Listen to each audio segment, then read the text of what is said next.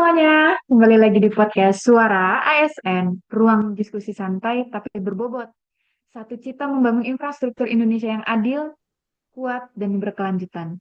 Hari ini adalah hari kelima kita melaksanakan kegiatan Latsar, teman-teman. Dan ini episode ketiga bersama podcast Suara ASN. Dengan teman-teman kita yang selalu sharing kepada teman-teman pendengar semua, walaupun udah episode ketiga nih, kita nggak bosan-bosan ya kenalan lagi dengan 6 narasumber kita yang keren-keren yang akan membersamai kita beberapa segmen diskusi ke depan. Hai, aku Gaby dari BP2JK Kalimantan Barat. Salam kenal semua. Halo, aku Gerhana dari BP2JK Kalimantan Barat. Halo, saya Givan dari BWS Kalimantan 2. Halo semuanya, aku Acel dari BWS Kalimantan 2. Salam kenal. Halo semuanya, saya Greg dari BPBPK Kaltim Kalimantan Timur. Salam kenal semuanya. Halo, aku Pila dari Balai Teknik Rawa. Salam kenal semuanya. Dengan saya sendiri Gustiana dari BPBPK Kalimantan Timur.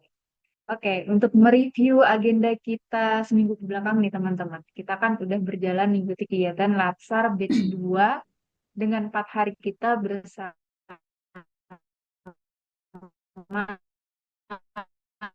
mendapatkan materi yang sangat bermanfaat dan membuka semua. Dan pematerinya keren banget loh. Ibu Fitri Riyandini dengan penyampaian materi yang interaktif, jadi bikin kita untuk semangat terus ikutin materi dari ibunya. Kita bahas mulai dari materi hari pertama yuk. Jadi eh, teman-teman kita tahu agenda satu dari Latsar CPNS ini tentang wawasan kebangsaan dan bela negara. Kenapa sih materi ini krusial untuk dibahas kepada teman-teman CPNS semua? Mbak Tia, intinya agenda ini bertujuan membekali kita, para CPNS, agar mampu menunjukkan sikap dan perilaku bela negara. Tujuannya jelas, kita harus tahu teorinya, punya semangat untuk melakukannya, dan mampu mengimplementasikannya dalam keseharian, terutama saat menghadapi isu-isu kontemporer.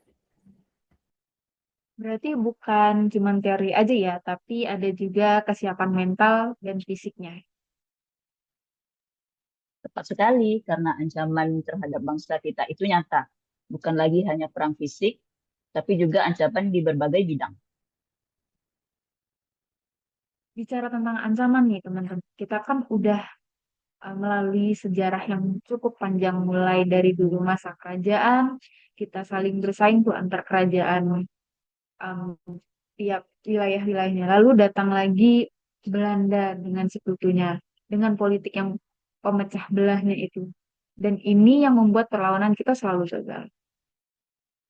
Betul banget, perlawanan kita dulu sifatnya terpisah-pisah. Tetapi seiring berjalannya waktu, muncullah kaum intelektual yang sadar akan pentingnya persatuan. Dari situlah organisasi seperti Budi Utomo, Serikat Islam, dan lain-lain yang akhirnya menyatukan kita sebagai bangsa.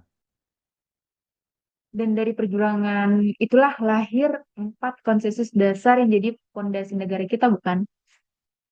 Betul sekali Mbak Tia. Jadi ada 4 pilar, yaitu Pancasila, UUD 1945, NKRI, dan juga Bhinneka Tunggal Ika. Inilah kesepakatan dasar yang menyatukan beragam suku, budaya, dan juga agama di Indonesia. Ya, jadi selanjutnya kita membahas setelah kita mendapatkan konsensus berarti ada tantangan-tantangan nih. Isu-isu saat ini kompleks banget teman-teman. Kita bisa lihat kasus viral di Raja Empat yang terancam penambangan nikel dan atau bahkan kasus yang miris siswa SMP yang tidak bisa berhitung sederhana. Ini kan menunjukkan ada yang salah di pondasi kita kan? Setuju Mbak Tia, yaitu contoh nyata isu-isu ini menunjukkan kita masih punya banyak PR yang besar. Tantangan kita bukan hanya tentang geopolitik global, tetapi juga masalah internal seperti kemiskinan, kesenjangan, pendidikan, dan masih adanya pihak yang tidak sepakat dengan ideologi Pancasila. Nah, jika hal ini dibiarkan, ini bisa memicu yang namanya disorientasi atau disintegrasi. Nah, itu seperti bubarnya Uni Soviet yang cukup sangat fatal jika terjadi di negara kita. Seperti itu, Mbak Tia. Nah, ini pertanyaan terpentingnya teman-teman. Sebagai CPNS, apa yang bisa kita lakukan untuk mengimplementasikan bela negara ini? Oke, sebenarnya sederhana aja sih Mbak Tia. Bela negara itu nggak cuma melulu hal-hal berat seperti mengangkat senjata. Bagi kita CPNS, implementasi bisa dimulai dari diri sendiri melalui tindakan kecil yang konsisten setiap hari. Contohnya kan gimana?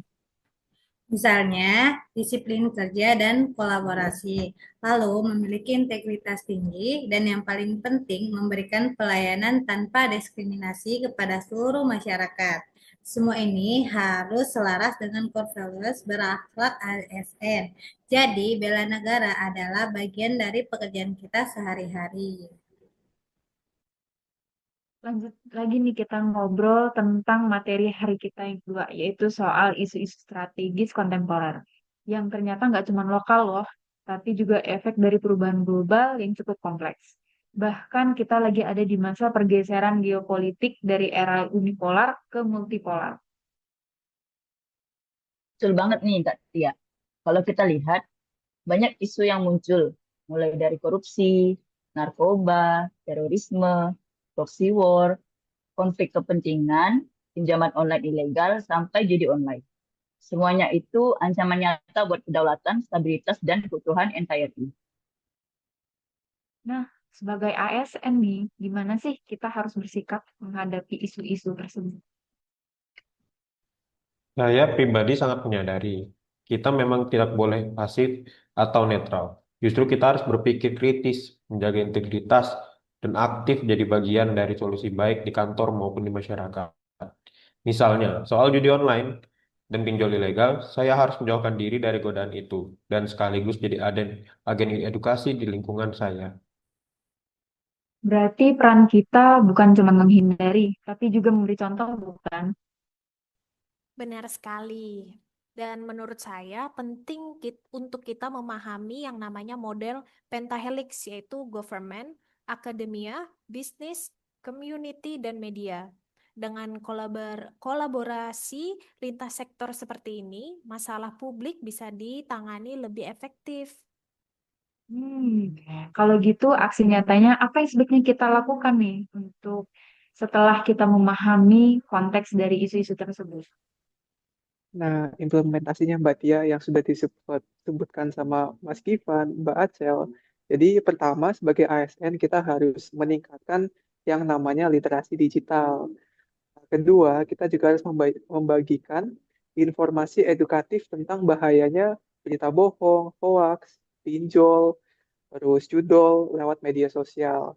Dan yang ketiga, kita juga bisa yang namanya menghindari konflik kepentingan dan menjaga integritas. Nah, itu juga sebagai tahap akhir.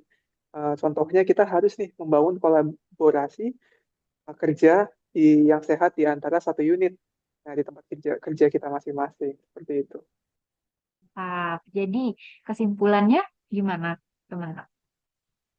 Jadi kesimpulan dari saya Mbak Tia, isu kontemporer itu bagian dari dinamika bangsa yang harus kita hadapi dengan kecerdasan, integritas, dan semangat bela negara. Sebagai ASN, kita nggak mau cuma paham masalahnya, tapi juga harus aktif menjaga NKRI lewat sikap, pemikiran, dan tindakan yang nyata. Luar biasa banget, Kak Bella. Jadi, semoga obrolan kita hari ini itu bisa menginspirasi teman-teman ASN yang lain untuk ikut ambil perannya. Nah, lanjut lagi nih. Kita kan ngobrolin materi hari ketiga tentang algoritma kebangsaan. Lanjut aja ya. Jadi dari pembelajaran hari ketiga ini, menurut kalian sebenarnya algoritma kebangsaan itu apa sih? Kita review lagi ya. Kalau kita dengar kata algoritma, biasanya kita mikirin soal teknologi atau komputer. Padahal di konteks ini, algoritma kebangsaan itu sistem nilai dan perilaku yang disusun secara logis dan sistematis untuk membentuk pola pikir, sikap, dan tindakan warga negara yang berkarakter Pancasila. Menarik. Tapi di lapangan kan kita tahu ya, kondisi kebangsaan sekarang lagi diuji banget. Apa sih tantangan terbesarnya yang sekarang kita hadapin? Nah, tantangan yang kita hadapi saat ini, kita menghadapi polarisasi sosial, apatisme generasi muda, krisis identitas di era digital, tantangan multikulturalisme, dan juga ancaman teknologi seperti deepfake dan hoax. Makanya kita butuh algoritma positif untuk melawan efek negatif dari media sosial dan AI. Oke, sekarang kita hubungkan dengan bela negara nih. Banyak orang yang masih mengira bela negara itu cuma soal militer, dan ini tanggung jawab dari pihak militer aja. Sebenarnya bela negara itu apa sih? Nah, itu perlu banget diluruskan. Bela negara adalah sikap, perilaku, dan tindakan yang dilandaskan kecintaan pada NKRI dan kesadaran berbangsa bernegara. Ini bisa kita lakukan kok di lingkup pribadi, sosial, nasional, bahkan digital. Nah, jadi artinya bela negara itu bukan tentang tanggung jawab dari pihak militer aja dong. Bela negara merupakan tanggung jawab satu kesatuan keutuhan dari semua pihak sebagai warga negara Indonesia. Nah, sebenarnya algoritma kebangsaan itu kayak kerangka strategi kalau menurutku. Sedangkan bela negara itu nyatanya apa aja sih teman-teman? Tepat sekali Mbak Tia. Keduanya saling melengkapi. Tanpa algoritma, aksi bela negara itu bisa hilang arah. Tapi tanpa aksi, algoritma cuma sebagai wacana di atas kertas. Semoga pendengar kita bisa mulai dari hal kecil, yaitu mulai ngerti, rasa, lalu ngelakonin. Untuk kata orang Jawa artinya melakukan. Thanks teman-teman buat semua penjelasannya. Lanjut lagi nih, ada materi hari keempat. Di mana materi ini tentang dasar-dasar kebangsaan. Udah kita jelasin, keran ASN udah kita jelasin, isu terkini juga udah kita bahas.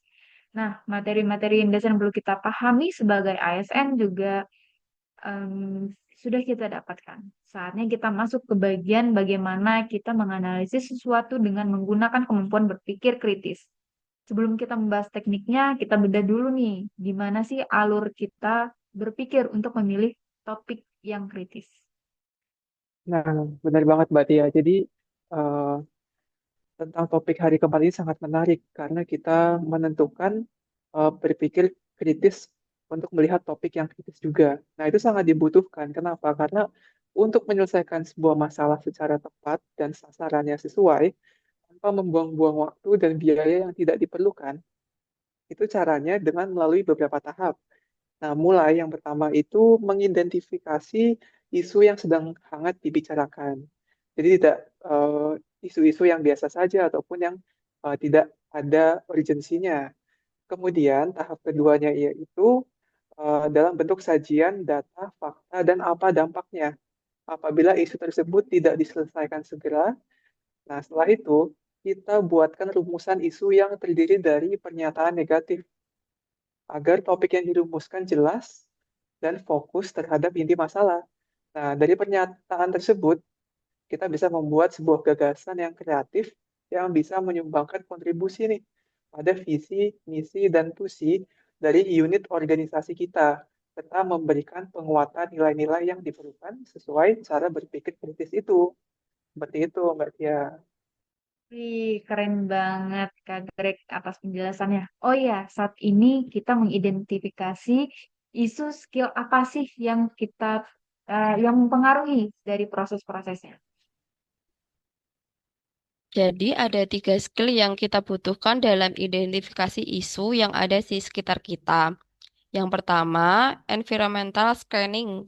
Dengan skill ini, kita mengembangkan sensing atau kepekaan kita terhadap permasalahan yang ada di lingkungan kita sehingga memicu motivasi kita untuk mencari penyelesaian dari permasalahan tersebut.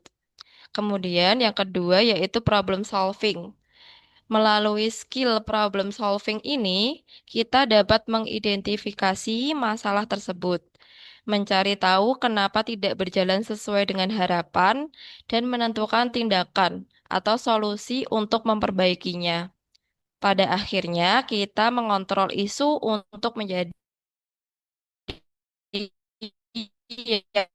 yang lebih baik. Dan yang ketiga adalah analytical thinking. Melalui skill ini, kita ditantang untuk penguraian dari masalah yang kita ambil. Yang mana masalah-masalah kompleks ini dapat dibagi menjadi bagian-bagian yang lebih kecil dan mudah dikelola untuk mendapatkan pemahaman yang lebih dalam tentang masalah yang dihadapi. Sehingga proses kita dibentuk untuk penalaran logis, kritis, dan kreatif. Nah, sebagai ASN yang lingkup kerjanya berhubungan erat dengan menyelesaikan permasalahan atau keluhan masyarakat, sangat penting berarti ya untuk kita terus mengembangkan ketiga skill yang tadi teman-teman jelasin. Tapi supaya kita tidak terbebani dengan menanggapi semua isu yang ada, karena semua isu pasti semuanya terkadang waktu timbul di satu waktu yang sama. Jadi kita juga harus bisa menerapkan pemilahan isu dan kita juga buatkan skala prioritas. Adakah teknik yang bisa kita gunakan untuk mengelola isu-isu tersebut, teman-teman? Ada dong, Mbak Tia.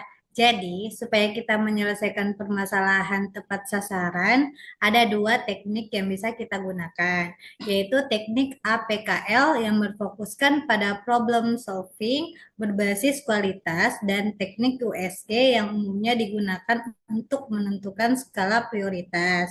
Kedua teknik ini sama-sama menggunakan teknik scoring untuk memilah isu. Hanya saja yang membedakannya dari segi kelayakan dan keseriusan permasalahan tersebut. Teknik APKL itu singkatan dari aktual, problematik, kehalayakan, dan kelayakan. Jadi, isu-isu terpilih diseleksi berdasarkan pada isu yang benar-benar terjadi dengan dimensi masalah yang kompleks dan menyangkut hidup banyak orang. Sehingga isu tersebut layak untuk diprioritaskan untuk diselesaikan. Kalau teknik USG itu singkatan dari urgency, seriousness, dan growth. Teknik USG memfokuskan pada seberapa mendesak dan seriusnya masalah tersebut hingga perlu kita tangani dan seberapa besar efeknya jika kita terlambat memberikan penanganan. Jadi dengan kita bisa membedakan isu-isu yang kita tangani justru akan membantu kita untuk mengambil langkah yang tepat untuk menyelesaikan masalah secara efektif dan efisien dong ya. Bener banget, Kak Tia. Iya. Kalau untuk menganalisis masalah, ada nggak metode yang bisa kita gunakan supaya kita bisa memberikan penyelesaian yang sesuai dengan akar permasalahannya, teman-teman? Ada tuh Katia. Namanya metode family tree dan fishbone diagram. Keduanya sama-sama metode yang umum digunakan kok untuk menganalisis permasalahan. Yang membedakannya terletak pada tujuan dan cara penggunaannya dalam analisis masalah. Diagram pohon digunakan untuk mengidentifikasi masalah utama, akar penyebab dan dampaknya, membentuk hubungan sebab akibat yang hierarkis, sedangkan diagram tulang ikan berfokus pada pengelompokan berbagai penyebab potensial suatu masalah ke dalam kategori yang lebih sistematis, membantu mengidentifikasi agar penyebab yang paling mungkin.